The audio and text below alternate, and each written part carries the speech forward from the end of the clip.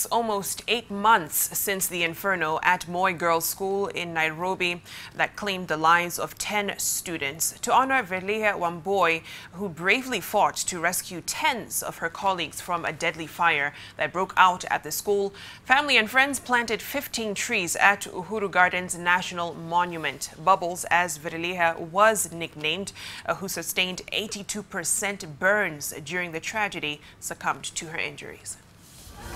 Fondly referred to her by nickname Bubbles, Verleha Wamboi was born on April 13, 2003 and was a Form 1 student at Moi Girls' School, Nairobi. But the deadly fire tragedy shattered the life of the youthful soul who will never have an opportunity to fully exploit her potential. Family, relatives and friends gathered at Uhuru Gardens National Monument to honor Bubbles, who'd have turned 15. The recognition coming for her selfless act. She bravely fought to rescue tens of her colleagues from a deadly fire that broke out at the school. Bubbles, who was in an isolated ICU ward, had suffered 82% burns. Her family was hopeful she would recover. She, however, did not survive. The family says they were not surprised by their daughter's brave gesture because she had always been a kind and caring soul. It's been really tough. I think no one will ever get to understand what a heartbreak is until you lose someone who is so close to you. Bubbles was the loveliest kid any mother could ever think about. She was so selfless. Bubbles was the kind of a person who would take her best jeans and give her cousin. I would feel like that is too much, but Bubbles would like, but we are sisters. Yeah, she would like to share everything. She's put everybody else above her. They paid tributes to Bubbles, recalling anecdotes of their youth, cracking jokes and sharing the legacies she left behind. She told me that until the day she dies, she will love me forever. And she wished me success for KCSE, and I was wondering why it's first term, but anyway, thank you. And Bubbles was always a jolly girl. She was always like all over me since the first day she came to Moi Girls. Like everyone knew she was my cousin. I just miss her. And every day before I sleep, I usually sit on my bed and pray that I dream of her. I remember the first thing I said to her was why she's called Bubbles. And she told me many answers, but I think the main reason is that because she was very jovial when she was in school. And that started a series of friendship that I know that can never be replaced by anyone. To honor Bubbles, who paid the ultimate sacrifice while rescuing her fellow students during the deadly fire, family, relatives and friends planted 15 trees. She's been recognized as a heroine for that act, and we were given a chance to come and plant memorial trees to commemorate her deeds and her life, and I chose to do this on her birthday so that we can celebrate too. Although she's no more, her bravery continues to be celebrated. When tears go, it doesn't mean the memories are going to die with it. It's been hard, it's been tough, but we're here today to do a good thing, sensitize people about tree planting, which I think will live for the rest of the life that she didn't live. Maybe the tree can clean the environment. The family is also demanding justice. We want justice. Everybody wants. I feel like she's pushing me, Mom, I want, because Bubbles told me everything as it happened, you know? And there are things that are happening now, you are like, we're not sure whether really, will we ever get justice?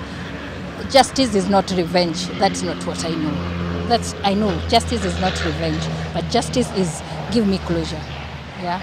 Let the perpetrator of this act, let justice be served to the ones who are not here anymore.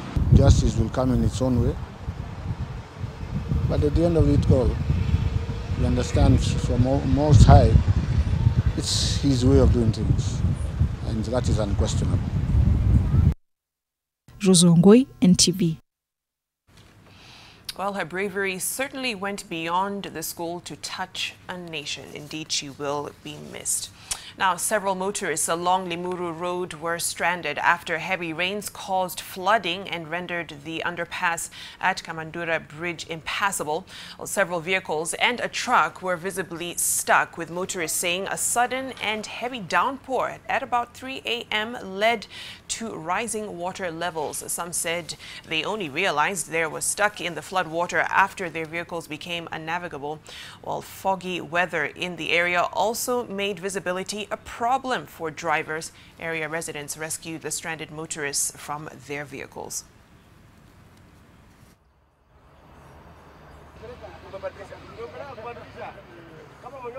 Wakati malori zilikuwa mbele yetu ziliingia, zilipita na nasi tukazifuata. Magari zenye tulikuwa nazo zikaingia kwa maji. Si hatukujua ati ni kuingia tumezama kwa maji.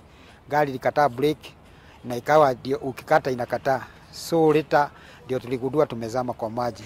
Tukaanza kupiga duru. Tumejifungia vioo ziko juu, lakini bahati mzuri ile ya driver ikateremka na tukaanza kuwaita wenzetu. And the body of the 60-year-old woman who was abducted in Kisii County was yesterday discovered in a sugar plantation in Awendo. Esther Bochaberi Oyugi was abducted on the night of March 11, 2018 from her house at Bukeire sub-location in Bonchari, Kisii South. Residents of Komolo village in Awendo were left in shock after they discovered the decomposing body of a woman in a sugarcane plantation.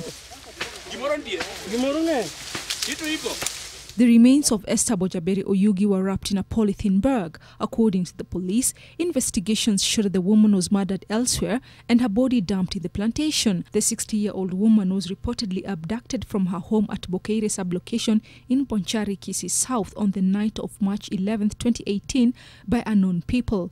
Kuna watu walikuwa wanasumbuana naye kwa sababu ya mambo ya shamba, na serikali vile ilivyo na mkono mrefu, hao watu wakashikwa. Na ikawa bahati nzuri kwa wale walioshikwa 10, wawili wao wakafunguka na wakaelezea vile ilivyokuwa usiku ule na vile walivyomwelekeza mwili mpaka ndani ya miwa. So tulipoelezewa ya kwamba ameletwa ndani ya miwa, ndio tukaanza kutafuta ndani ya miwa mpaka siku ya leo. Ajabu ni kwamba tumepata vipande. Inaonekana mwili ulipoanza kudecompose, hatujui kama ni sulfuric acid walimwagia, lakini ukifika hapo unapata kichwa, skull iko mahali pale, vipande zingine za mifupa ziko mahali pale. 5 people, among them an assistant chief, were arrested and charged in court for abduction of the elderly woman following a directive from Interior Cabinet Secretary Fred Matiang'i. The murder of the elderly woman brings to the fore the continuing cases of insecurity in the area. And lecturers from Jomo Kenyatta University of Agriculture and Technology stormed into the office of the Vice-Chancellor, Professor Mabel Imbuga, accusing the management of withholding salaries for the month of March for over 2,000 workers, amounting to 178 million shillings.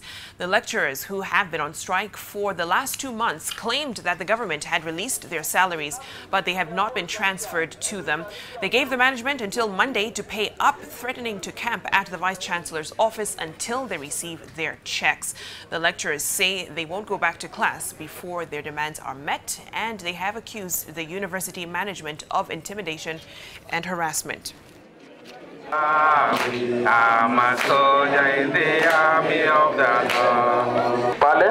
We needed a few. University, we are aware, has received full capitation from the government. Isn't it?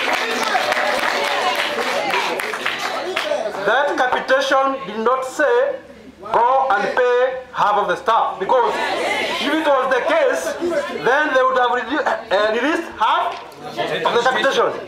So we are saying the university management cannot receive money for our salaries from the government and keep it. Yes. That money should either come to us or go back to government. We don't And Nakuru County Commissioner Joshua Nkanatha says a security operation will be conducted to weed out the illegal squatters at the contested ADC land in Dabibi.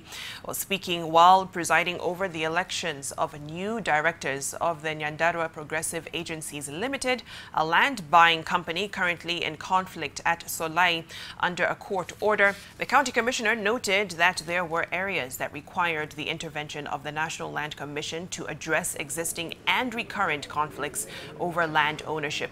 Apart from Ndabibi, an 8,000-acre piece of land is also being contested for in the Solai area as well as in Banita.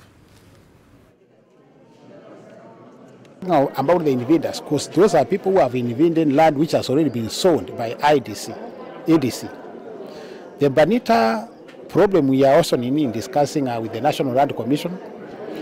The chairman, Professor Swasuli, was here some times back with a name to ensure that a solution has been found. Matarajio yangu ni vile hii shamba inaweza isha kabisa, kusiwe na tena tuchaguane uchaguze ya madirekta wa mwisho wamalize hii shamba na tuwe tukikutana kama ni soko ama ni kwa makanisa. We just wind up the company the way the government has recommended, and we hope since there is peace, everybody is around, vetting is very good, na wanaendelea vizuri, mwisho tutaona matokeo. And world-famous conservationist Dame Daphne Sheldrick passed away yesterday evening following a long battle with breast cancer.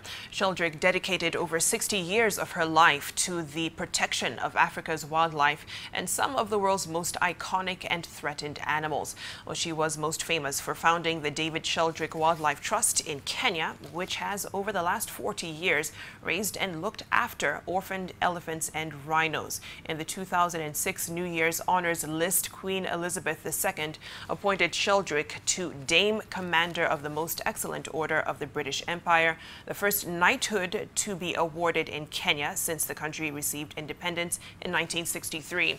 In the December 2001, she was honored by the Kenyan government, who presented her with a Moran of the Burning Spear.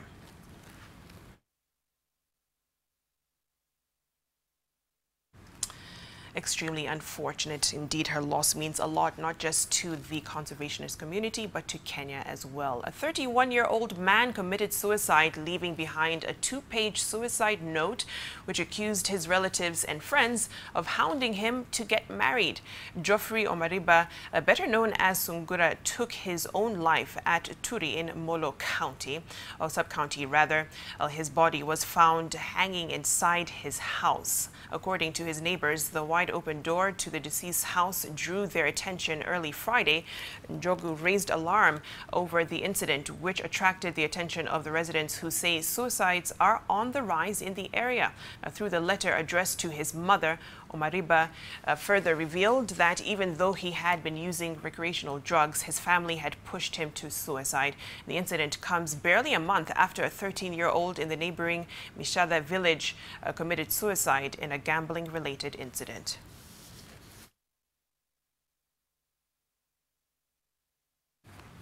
And Narok North Member of Parliament Moitalel Ole Kenta says his constituents will not be lured into voting for political dynasties.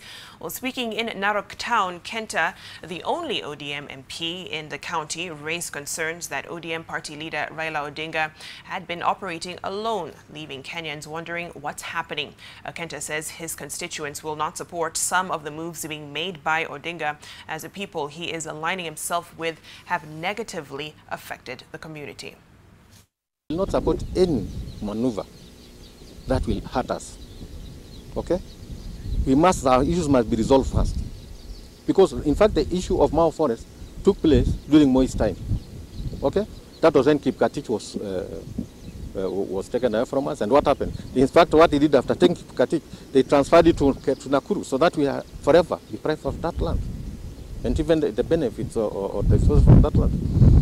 We are saying simply, as a community, we are not now going to be just taken everywhere without our consent. That is simply what we are saying. We want to remain in ODM and focus, okay?